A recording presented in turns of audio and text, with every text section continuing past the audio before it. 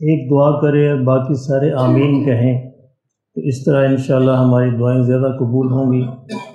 سب کے دلوں میں جو جو خواہش ہے اس کے مطابق وہ دعا کرے۔ پہلے دوست نے کہا کہ میرا دل کرتا ہے کہ مجھے حجاز کی حکومت مل جائے، مکہ مدینہ پر میری حکومت ہو۔ سب نے کہا کہ آمین۔ دوسرے نے کہا کہ میرا دل یہ کرتا ہے کہ میری کوفہ پر، بصرہ پر، عراق پر میری حکومت ہو۔ سب نے کہا آمین۔ تیسرے نے کہا کہ تم نے تو بڑی چھوٹی خواہش کی ہے، میری خواہش ہے کہ پورے عالم اسلام پر میری حکومت ہو۔ سب نے کہا کہ آمین۔ اور چوتھا خاموش بیٹھا رہا۔ دوستوں نے کہا کہ تم کیوں نہیں بات کرتے؟ اس نے کہا کہ تم کو تمہاری خواہش مبارک ہوں، میرا تو دل کرتا ہے کہ میں دین کا علم حاصل کروں، قرآن و سنت میرے سینے میں آئے اور پھر لوگ مجھ سے دین کا علم حاصل کریں اور یوں ہی میری زندگی جو ہے گزر جائے، اللہ کے حضور میں اسی حالت میں پیش ہو جائے۔ سب نے کہا آمین۔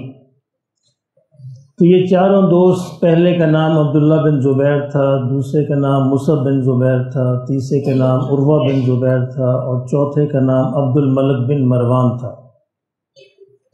خدا کی قدرت کہ چاروں کی خواہشات پوری ہوئیں، جس طرح دعا مانگی تھی ویسے ہی پوری ہوئیں۔ عبداللہ ابن زبیر کو حجاز کی حکومت مل گئی، چند برس وہاں کے خلیفہ رہے۔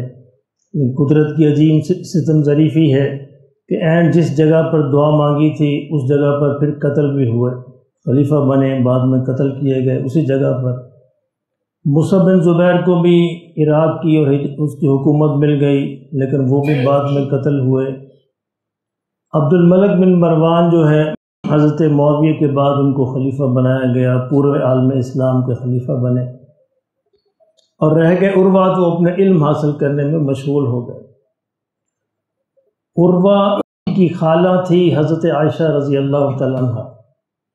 حضرت عروہ نے زیادہ تر علم جو ہے اپنی خالہ سے حاصل کیا، اور اس لیے ایک بہت مکہ مدینہ کے جو 7 بڑے فقہا تھے ان کے اندر ان کا شمار ہوتا تھا۔ پورے عالم اسلام میں لوگ مسئلے پوچھنے ان سے آتے تھے۔ ان کے والد حضرت زبیر تھے، ان کی ماں حضرت اسماء ابو بکر کی بیٹی تھیں، ان کے نانا ابو بکر تھے اور ان کی خالہ سیدہ عائشہ تھی۔ اللہ اکبر، ایسے رشتے کس کو نصیب ہوتے ہیں؟ تو اللہ نے اسی حساب سے ان کو مقام و مرتبہ بھی نصیب فرمایا تھا۔ عبد الملک کے بعد جب اس کا بیٹا ولید خلیفہ بنا تو ان کی دوستی تھی ان سے، تو اس نے ان کو بلایا، دمشق بلایا دارالخلافہ کہ چند دن آپ میرے مہمان بنیں، میرے پاس آئیں۔ تو یہ اس سے ملنے دمشق چلے گئے اور ساتھ اپنے چھوٹے بیٹے کو بھی لے گئے، 10-12 برس کا بچہ تھا، اس کو بھی ساتھ لے گئے۔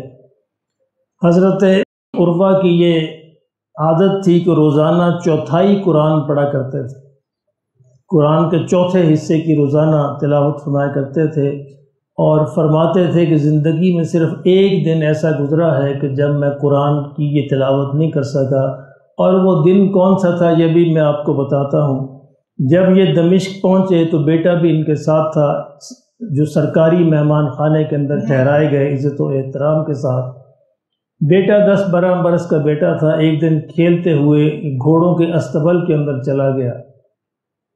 اب وہاں معلوم تو اس کو تھا نہیں، ایک گھوڑے نے ٹانگ ماری، بیٹے کا وہیں انتقال ہو گیا۔ بہت بڑا سانحہ تھا، ظاہر سرکاری مہمان تھے۔ اب وہ اس کو دفن کرنے کے لیے سب لوگ گئے، باپ بھی ساتھ تھا۔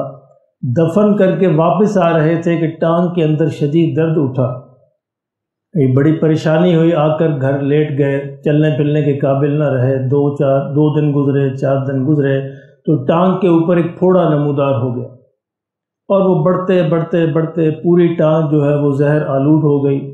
اب سارے جو سرکاری حکیم تھے، ڈاکٹر تھے، ان کو بلایا گیا۔ انہوں نے کہا جی اس کا تو کوئی علاج نہیں ہے، یہ تو ٹانگ کاٹنی پڑے گی، کوئی اس کا علاج نہیں ہے۔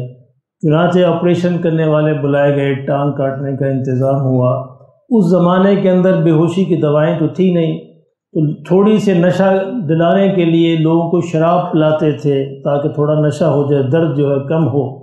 تو حضرت عروہ کے لیے شراب لائی گئی۔ آپ نے کہا کہ یہ کیا ہے؟ کہا جی یہ شراب ہے، اس کے بغیر کیسے ٹانگ کاٹیں گے؟ ان کا یہ تو نہیں ہو سکتا۔ کہ میں جو حرام چیز کو منہ لگاؤں، تم اپنا کام کرو میں اپنا کام کروں گا۔ ان کا جی کیسے ہو سکتا ہے، زندہ حالت کے اندر ٹانگ کو کاٹا جانا ہے؟ اس نے کہا یہ میرا مسئلہ ہے، تو اپنا کام لگا، میں شراب نہیں پیوں گا، اس کو منہ نہیں لگاؤں گا، یہ نہیں ہو سکتا۔ چنانچہ انہوں نے اللہ کا ذکر شروع کیا اور حکیموں نے اپنا کام شروع کیا۔ اللہ اکبر، میرا کہنا بھی آسان ہے، آپ کا سننا بھی آسان ہے، لیکن ہے بڑا مشکل۔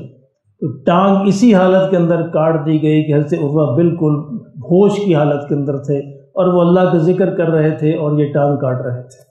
اللہ اکبر۔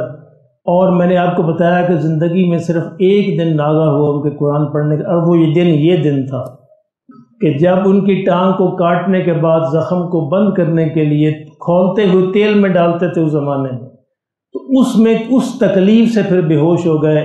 اور حضرت عروہ فرماتے ہیں کہ یہ زندگی میں واحد دن تھا جب میں قرآن کی منزل نہیں پڑھ سکا۔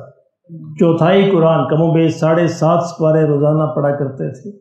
اسی حالت میں بہرحال زندگی قدرت کو یہی منظور تھا۔ اسی حالت میں یہ اپنے گھر واپس ہوئے، اس حال میں ایک ٹانگ ہے اور بیٹا جو ہے وہ بھی اللہ کو پیارا ہو چکا ہے۔ مدینے کے لوگ جو ہے ان کے استقبال کے لیے، ان کو تسلی دینے کے لیے، دلاسا دینے کے لیے سارے ان کے گھر میں حاضر ہوئے۔ تو جب ان کو دلاسا دینے لگے تو وہ کہنے لگے پریشان نہ ہو، مجھے اللہ نے 4 بیٹے عطا فرمائے تھے، ایک لیا ہے، 3 تو میرے پاس ہے۔ اس لیے اللہ کا شکر ہے کہ اللہ نے کم لیا ہے، زیادہ میرے پاس ہے۔ میرے اللہ نے مجھے 4 اعضاء عطا فرمائے تھے، 2 ٹانگیں، 2 بازو، ایک لیا ہے، 3 تو میرے پاس ہے۔ اللہ اکبر۔ میرے محترم دوستو، ان واقعات کے سنانے کا مقصد یہ ہوتا ہے کہ ہم اس سے سبق حاصل کریں کہ ہر حال کے اندر اللہ کا شکر کیسے کیا جاتا ہے۔ تو یہ ہم نے حضرت عروہ سے سیکھنا چاہیے۔ فرمایا کہ ایک ٹانگ کٹی ہے، 3 تو میرے پاس ہے، ایک بیٹا گیا ہے، 3 تو میرے پاس ہے۔ انسان اگر شکر کرنے والا ہو تو ہر حال کے اندر اللہ کے شکر کا طریقہ وہ ڈھونڈ لیتا ہے۔ عام طور پہ ہوتا ایسے ہی ہے کہ زندگی میں ہمارے پاس نعمتیں زیادہ ہوتی ہیں، لیکن ہم نعمتوں کو بھولے رہتے ہیں، اور جب کوئی مصیبت، مشکل، بیماری آتی ہے تو وہ ہمیں یاد رہتی ہے۔ ایسا نہیں ہے، اگر انسان حساب لگائے تو نعمتوں کے اوقات زیادہ ہوتے ہیں، تکلیف کے اوقات کم ہوتے ہیں، لیکن انسان کی طبیعت یہ ہے کہ انسان ہمیشہ یہ سوچتا رہتا ہے کہ وہ کیا ہے جو میرے پاس نہیں ہے، یہ نہیں سوچتا کہ وہ کیا ہے جو میرے پاس ہے۔ اللہ ہمیں اس کی سمجھ نصیب فرمائے۔